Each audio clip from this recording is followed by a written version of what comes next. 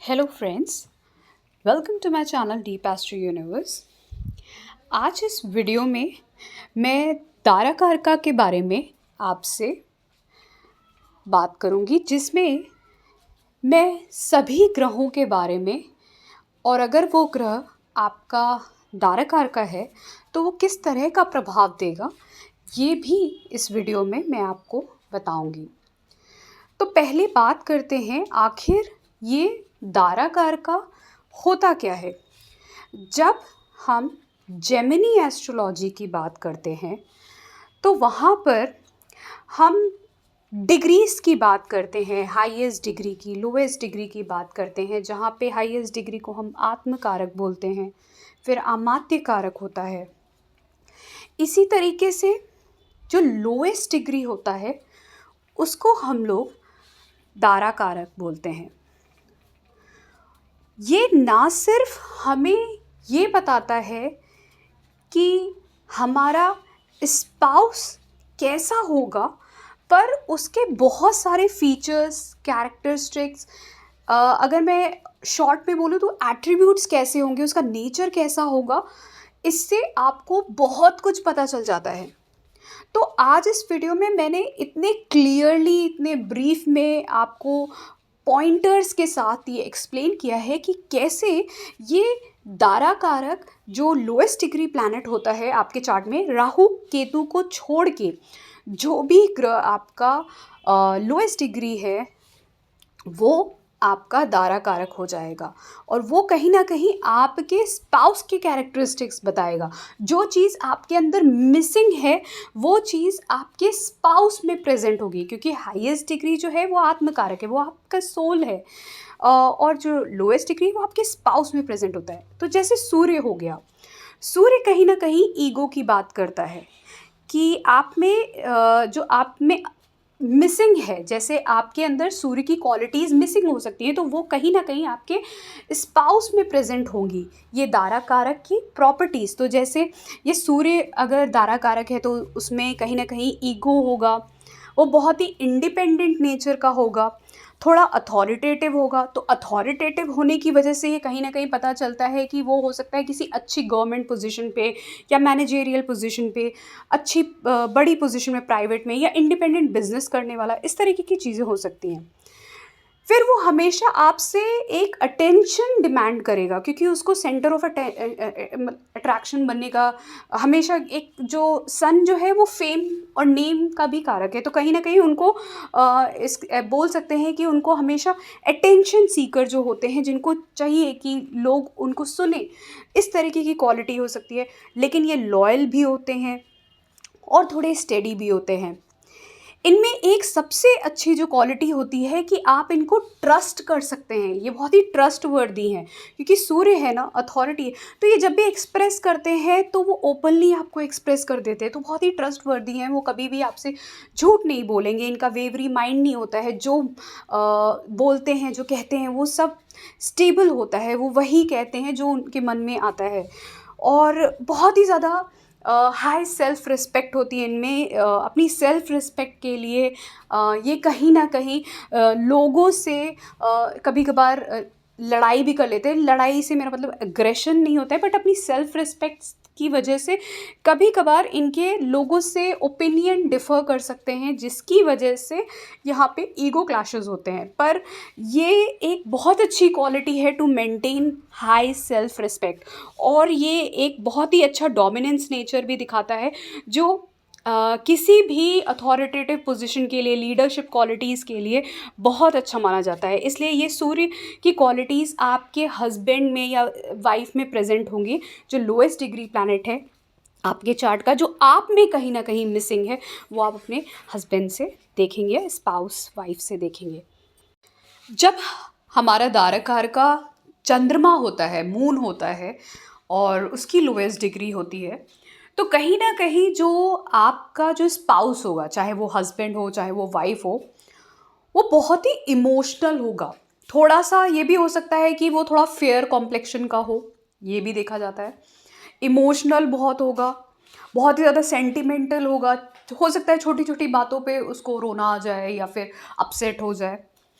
थोड़ा मूडी भी होगा, आप नहीं बता सकते हो कि वो कैसे रिएक्ट करेगा हर सिचुएशन को, क्योंकि मून जो होता है वो थोड़ा सा वेवरी नेचर होता है, कभी वेनिंग है कभी वैक्सिंग है, तो उसको आप नहीं डिफाइन कर सकते कि अभी अगर वो खुश है तो बाद में हो सकता है वो सैड हो, आपकी किसी बात को, जस्ट एक छोटी सी बात को दिल पे लेके वो इमोशनल हो जाए और सेंटिमेंटल हो जाए।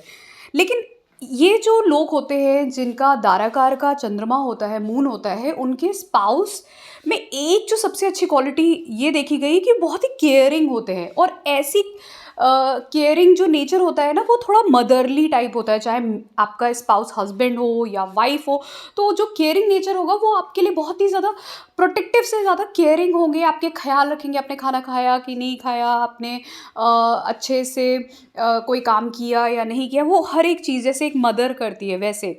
और ये लोग लॉयल, जब अगर हम देखते हैं तो यहाँ पे लॉयल्टी के मामले में थोड़ा सा यहाँ पे ये वीक होता है, क्योंकि आप देखेंगे कि क्योंकि वेवरी नेचर है ना, तो इसलिए वो जो उनसे थोड़ा सा भी प्यार से बात कर देगा या उनकी तारीफ़ कर देगा तो वो उसकी तरफ हो लेंगे, और उससे वो बहुत ज़्यादा अटैच हो जाएंगे। तो क्योंकि इस वजह से इनको थोड़ा सा लेस लॉयल समझा जाता है, लेस ट्रस्टवर्दी समझा जाता है, और थोड़े फिकल माइंडेड होते हैं।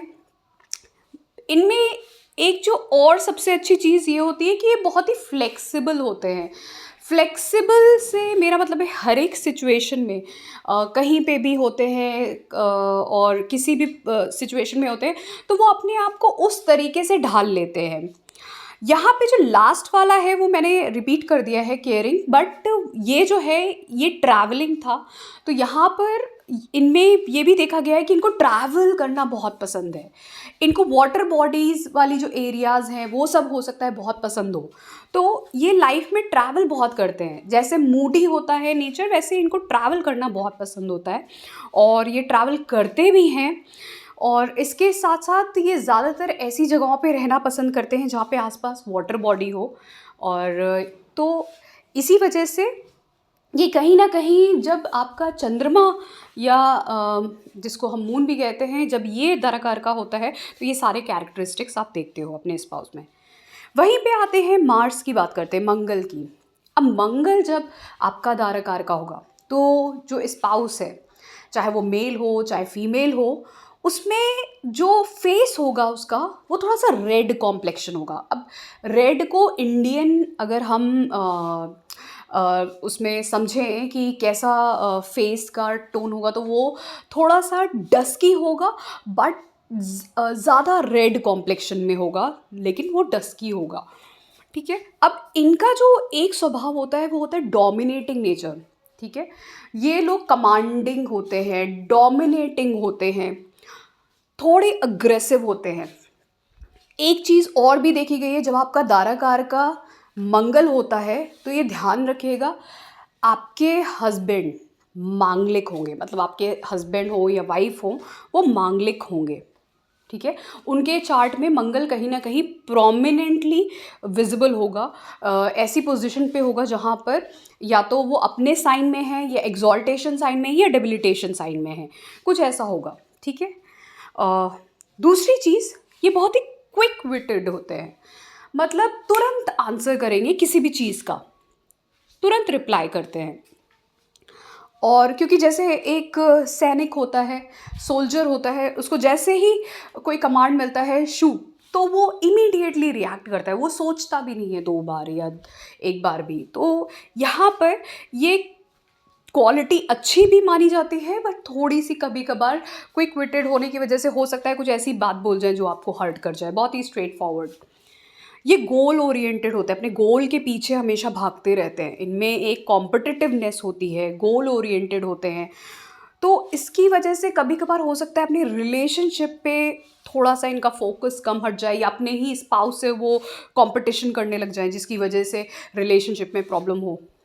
फिर थोड़ा सा अगर आपका मंगल खराब है या आपके स्पाउस के चार्ट में भी खराब है, तो यहाँ पर लड़ाई झगड़ा हो सकता है, कॉरलसम नेचर हो सकता है आपके स्पाउस का। ठीक है, तो ये भी देखने वाली बात होगी, आपको देखना पड़ेगा, ज़रूरी है। इसी वजह से हो सकता है बहुत ज़्यादा इरिटेटेड वो फील करें, ठीक है। उनमें हो सकता है बात बात पे उनको इरिटेशन हो, चिड़चिड़ापन हो उनके स्वभाव में। एक और क्वालिटी देखी गई है कि जो आपका स्पाउस होगा उसमें सेक्सुअल ड्राइव जो होगी वो थोड़ी ज़्यादा होगी। इसीलिए बोला गया कि जब आपका मंगल धारक कारक का होगा तो स्पाउस हो सकता है मांगलिक हो, या मंगल की पोजीशन कुछ ऐसी हो जो या तो अपने ही साइन में होगी, या एग्जॉल्टेशन में होगी, या डेबिलिटेशन, या फिर 12th हाउस में या फिर 8th हाउस में, ऐसे पोजीशंस में होगी जहाँ पे मांगलिक भी बनाता है और थोड़ा सा सेक्सुअल ड्राइव भी हो सकता है। तो इस तरीके की क्वालिटीज़ देता है जब मंगल धारकार का हो। वहीं पे बुध की बात करते हैं, मरकरी की। अब जब मरकरी धारकार का होता है तो यहाँ पे जो आपका स्पाउस है, चाहे वो मेल हो चाहे फीमेल हो, पहली बात तो आपका स्पाउस आपसे कम एज का होगा, ठीक है। मेल हुआ तो कम एज की होगी आपकी वाइफ, फीमेल हुई तो आपका भी जो स्पाउस होगा, हस्बैंड होगा, वो भी आपसे कम एज का हो सकता है। मोस्टली केसेस में मैंने अपने से कम एज के लोग देखे हैं।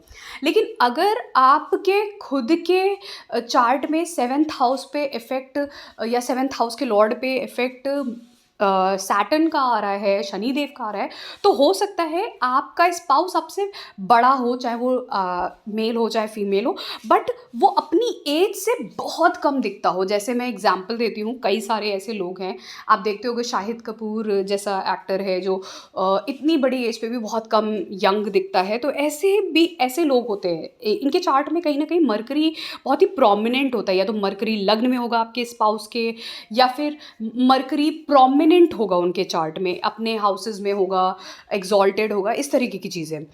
और या फिर उसका नक्षत्र होगा लग्न में या मून साइन में।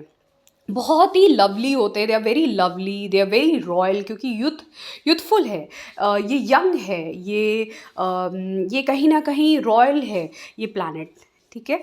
और थोड़े टॉकेटिव भी होते हैं। इनका जो स्वभाव होता है ये बहुत ही फ्रेंडली होते हैं, लोगों से बहुत जल्दी घुल मिल जाते हैं। इनको लाइफ को इंजॉय करना बहुत पसंद है, फन लविंग होंगे। मतलब हो सकता है कभी कभार आपको ऐसा लगे कि ये सीरियस नहीं है बहुत ज़्यादा लाइफ में, हमेशा बोलते रहते हैं, हमेशा इंजॉय करते रहते हैं, फन लविंग है, कुछ भी करते हैं, मतलब ऐसा लगेगा आपको ये सीरियस नहीं है, ये प्रैक्टिकल नहीं है। तो इस तरीके का आपको फील हो सकता है एट टाइम्स, जिसकी वजह से आप दोनों के बीच में, स्पाउस और आपके बीच में एक कम्युनिकेशन गैप है। बट अगर आपका धारक का थोड़ा सा भी एफ्लिक्टेड है तो यहाँ पे जो कम्युनिकेशन होता है ना, क्योंकि ये जो है ये स्पाउस के बीच में कम्युनिकेशन के लिए और कम्युनिकेशन कितना इम्पॉर्टेंट होना चाहिए ये इसको भी दर्शाता है। क्योंकि मरकरी अगर धारक का है, आपके रिलेशनशिप में, मैरिज में कम्युनिकेशन सबसे ज़्यादा इंपॉर्टेंट होगा। तो अगर धारक का एफ्लिक्टेड है तो आपके हो सकता है रिलेशनशिप में कम्युनिकेशन ही लैक करे, जिसकी वजह से आपके रिलेशनशिप में प्रॉब्लम आए। तो बहुत ही इंटेलिजेंट भी होगा आपका जो स्पाउस होगा। फिर थोड़ा सा केयर फ्री नेचर होगा, मतलब आपको ये फील हो सकता है जब भी मरकरी का जो पार्टनर होता है, जो दाराकार का मरकरी जिसका होता है, उसका जो पार्टनर होता है, आपको एट टाइम्स फील हो सकता है कि ये, क्योंकि ये सीरियस नहीं है या रिस्पॉन्सिबिलिटी ढंग से नहीं लेता है मैरिज की या सबकी, तो इस वजह से आपको बहुत ही केयर फ्री और चाइल्डिश टाइप लग सकता है। फिर जब जुपिटर, बृहस्पति देव जब दाराकार का होते हैं, ये लोएस्ट डिग्री में है आपके चार्ट में, तो कहीं ना कहीं आप अपने स्पाउस में एक वाइज पर्सनालिटी को देखने की कोशिश करते हो, जिसमें वो विजडम हो कि हर एक सिचुएशन को बहुत ही कामली, बहुत ही बहुत ही इंटेलिजेंस के साथ, बहुत ही विजडम के साथ हैंडल करे लाइफ की हर एक सिचुएशन को, एक गुरु की तरीके, एक टीचर की तरीके।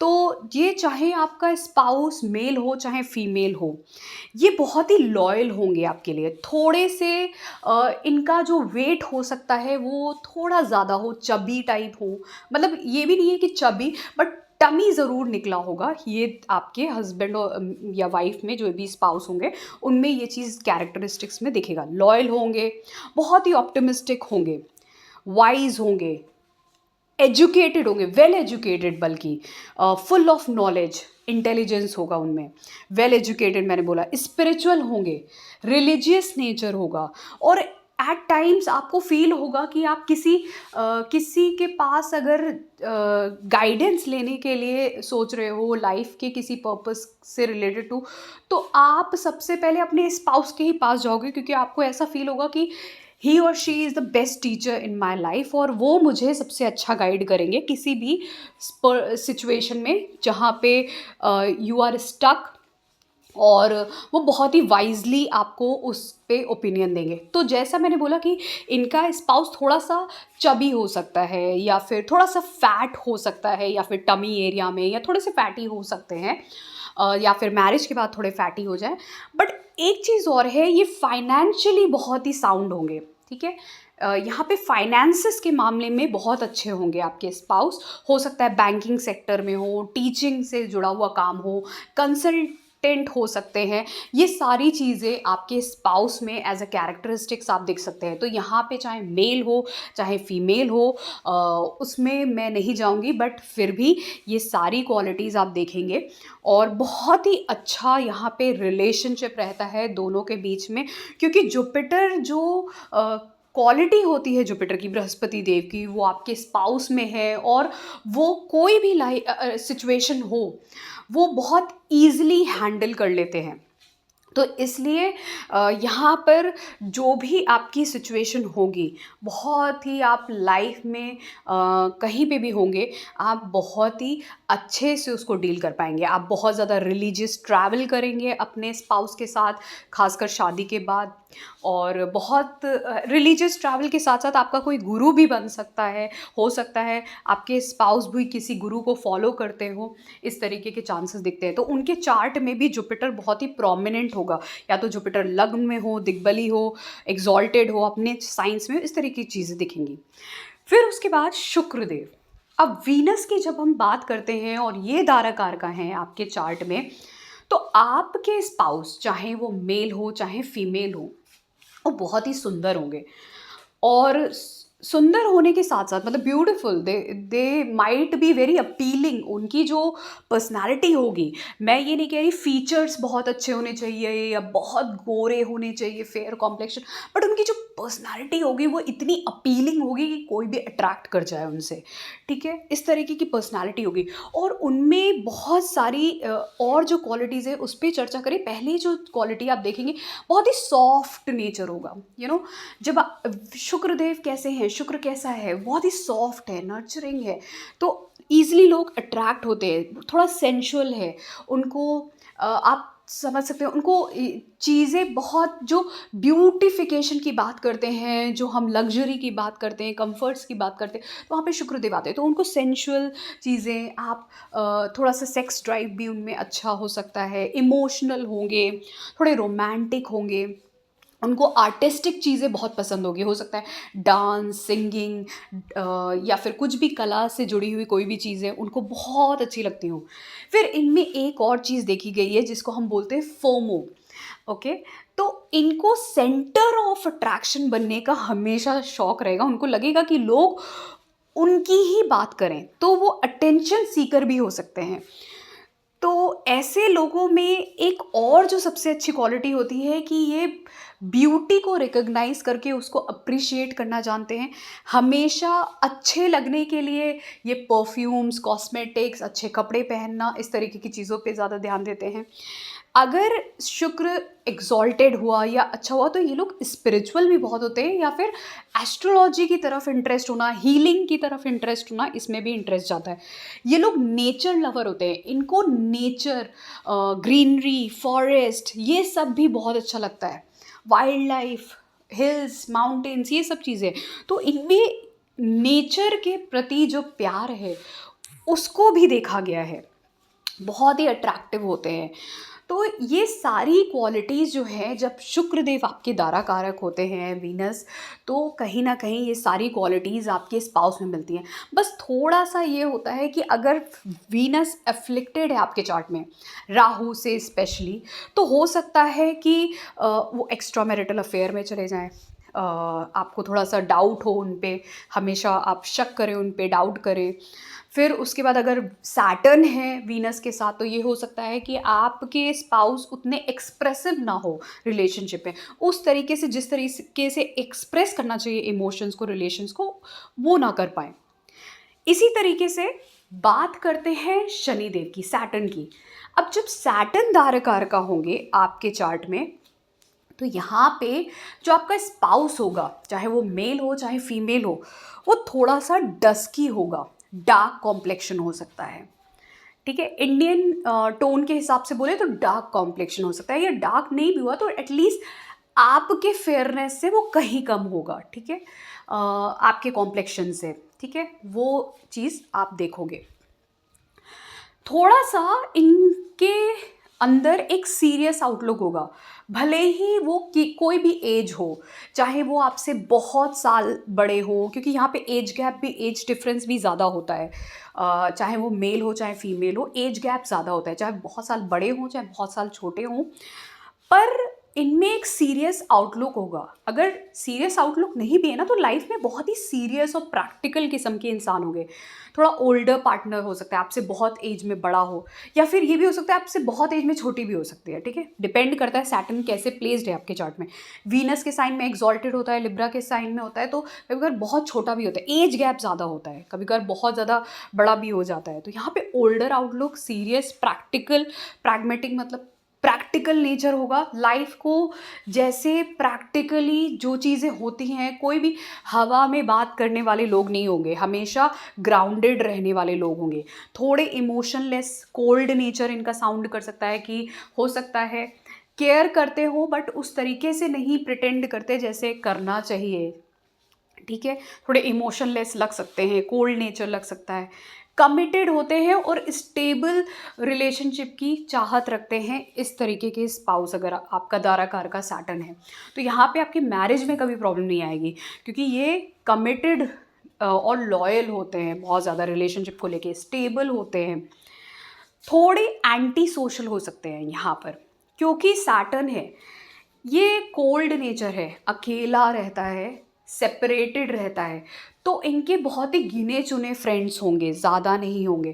थोड़े एंटी सोशल होते हैं, ज़्यादा इन्वॉल्व नहीं होते हैं। फिर बहुत ही हार्ड वर्किंग होते हैं और करियर ओरिएंटेड होते हैं। लाइफ में इन्होंने इनिशियल स्टेज में स्ट्रगल बहुत देखी होती है, फैमिली लाइफ में वैसे भी स्ट्रगल, मतलब हो सकता है अगर फैमिली लाइफ में नहीं देखी है तो अपने हो सकता है एजुकेशन में, करियर में बहुत स्ट्रगल देखी हो। फिर उसके बाद जब वो ग्रो करते हैं, तो वो जो उनको ग्रोथ मिलती है, जो स्टेबिलिटी मिलती है लाइफ में 30s 40s के बाद, वो कहीं ज़्यादा इतनी अच्छी होती है उनकी लाइफ के लिए, एंड ऑफ लाइफ के लिए, कि वो एक सर्टेन एज के बाद बहुत अच्छा फाइनेंशियली ग्रो करते हैं, करियर में रिस्पेक्ट अर्न करते हैं अपने हार्डवर्क के थ्रू, डेडिकेशन के थ्रू, और बहुत ही डिसिप्लिन्ड भी होते हैं ये लोग। ओके, तो कहीं ना कहीं आप अपने स्पाउस के चार्ट में सैटर्न बहुत प्रोमिनेंटली देखेंगे।